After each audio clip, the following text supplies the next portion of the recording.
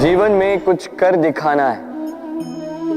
आकाश की वो सीमा छूनी है जिसे छूने के विषय में आप कभी सोच भी नहीं सकते। तो अपने भीतर ये 3 गुण अर्जित कर लीजिए। पहला, अपने लक्ष्य को पाने की चाह, लगन। ये आपसे वो करवा सकता है जो आप कभी नहीं कर सकते। दूसरा, साहस, संकट उठाने की क्षमता। ये आपसे वो करवा सकता है जो आप करना चाहते हैं।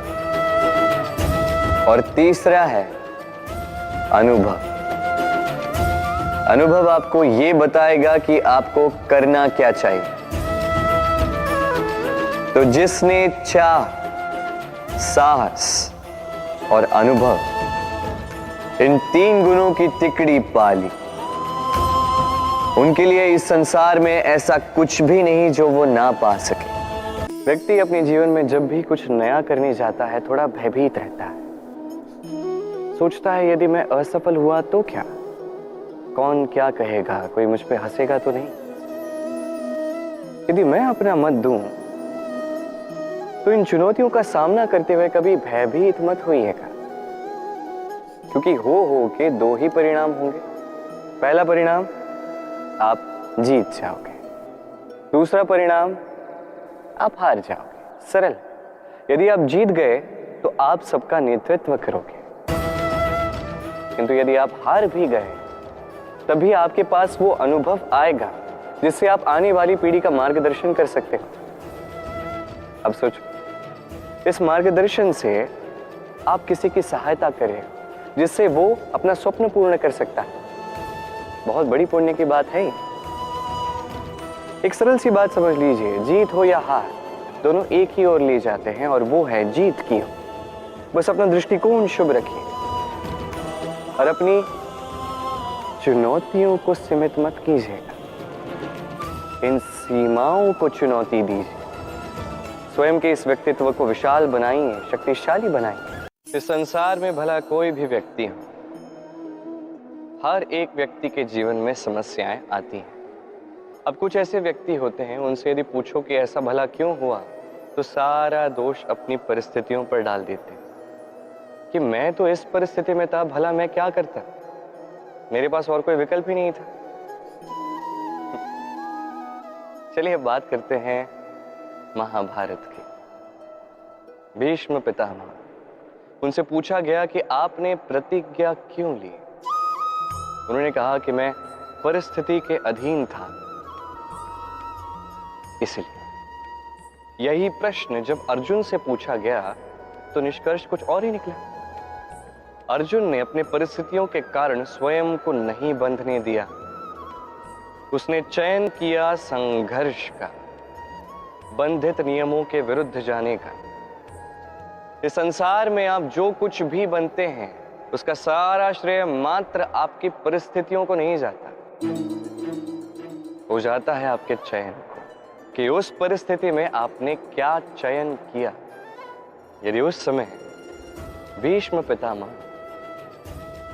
आचरण का चयन करते, समझने का चयन करते कि कौन उचित है कौन नहीं, कौन धर्म के साथ खड़ा है कौन नहीं, मात्र शस्त्र लेकर धृतराष्ट्र और दुर्योधन के विरुद्ध क्यों न खड़े हो जाते, बस इतना कर देते, तो महाभारत जैसा महायुद्ध कभी होता ही नहीं।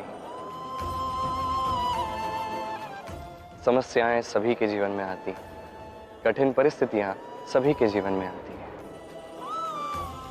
वही व्यक्ति आगे बढ़ता है जो श्रेष्ठ चयन करता है। गुरु उस प्रत्यंचा की भांति होता है, स्वयं को पीछे रख के शिष्य को उसके गंतव्य की ओर ले जाता है, उसे अपना लक्ष्य साधने देता है और सदैव कठोर रहता है ताकि शिष्य अपने लक्ष्य से कभी चूके न।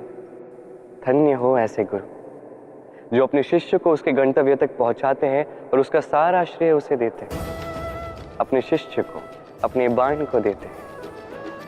तो आप सदैव ऐसे गुरुओं को स्मरण रखिए, सदैव उन्हें नमन कीजिए, सदैव उनका आदर कीजिए, कभी जीवन में पीछे नहीं रहेंगे आप।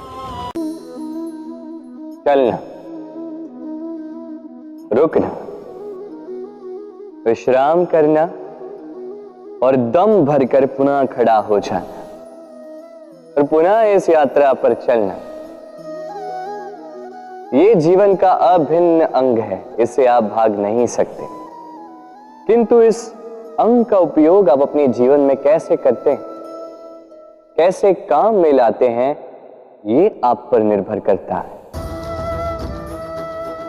हारने वाले भी जीवन में रुकते हैं, जीतने वाले भी जीवन में रुकते हैं। हारने वाले रुकते हैं थक के, जीतने वाले रुकते हैं केवल उस स्तर पर पहुंच के। अब रुकना तो आपको है ही, ये तो होगा ही, किंतु कैसे रुकना है, थक के या किसी स्तर पर पहुंच के, ये निर्णय आपका होगा। तो रुकिए भले ही, किंतु थकिए मत, क्योंकि आपको पुनः उठना होगा, पुनः यात्रा पर चलना होगा, उस स्तर पर पहुंचना होगा। यथा बीज तथा मुक्र, यथा भूमि तथा अंकुर। कितने सुंदर शब्द हैं, और जितने सुंदर है उतना ही गहरा इनका अर्थ भी है। जैसा राजा होगा वैसी प्रजा होगी, जैसी भूमि होगी वैसा ही अंकुर भी। कभी गहराई में जाके इन शब्दों को समझने का प्रयास किया है आपने? राजा इस शब्द का मूल है रज।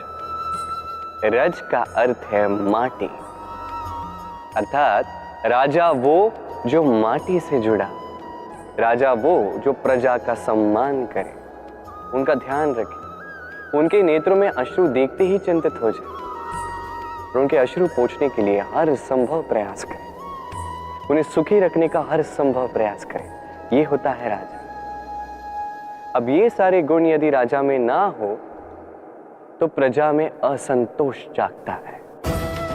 ये असंतोष विद्रोह का रूप लेता है और विद्रोह किसी भी रूप में विनाशकारी ही होता है। तो राजा को प्रजा का ध्यान रखना चाहिए और प्रजा को भी राजा में विश्वास रखना चाहिए, उसका अनुकरण करना चाहिए। जब ये दोनों साथ आएंगे तभी ये शासन स्थिर होगा, तभी ये देश नियंत्रण में होगा। यदि दोनों में से कुछ भी अनियंत्रित हो गया, महाविनाश होना ही होना है। तो राजा अपना कर्म करे, प्रजा अपना धर्म निभाए। कभी अश्व की सवारी करते हुए सवार को देखा है?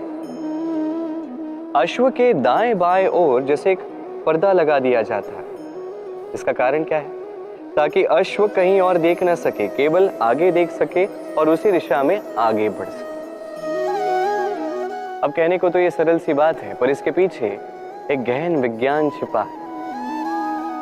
आपको यदि जीवन में लक्ष्य प्राप्त करना है तो आपको भी यहां वहां देखना छोड़ना होगा, केवल आगे अपने लक्ष्य की ओर देखना होगा, तभी सफलता प्राप्त कर सकोगे। अश्व तो एक पशु है, उस पर लगाम लगाई जाती है, आंखों के दाएं बाएं पर्दे लगा दिए जाते हैं। आप मनुष्य हो, आप पर कौन लगाम लगाए? कोई नहीं। आपको स्वयं ये करना है। अपने मन में झांकिए और भावनाओं पर लगाम लगाइए, उन्हें नियंत्रण में रखिए और अपनी दृष्टि आगे केवल अपने लक्ष्य पर। स्मरण रखिएगा, यदि आपका ध्यान केवल और केवल अपने लक्ष्य पर होगा तो लक्ष्य अवश्य साधोगे। यदि ध्यान यहां वहां भटक गया तो लक्ष्य कहीं भटक जाए। राधे राधे।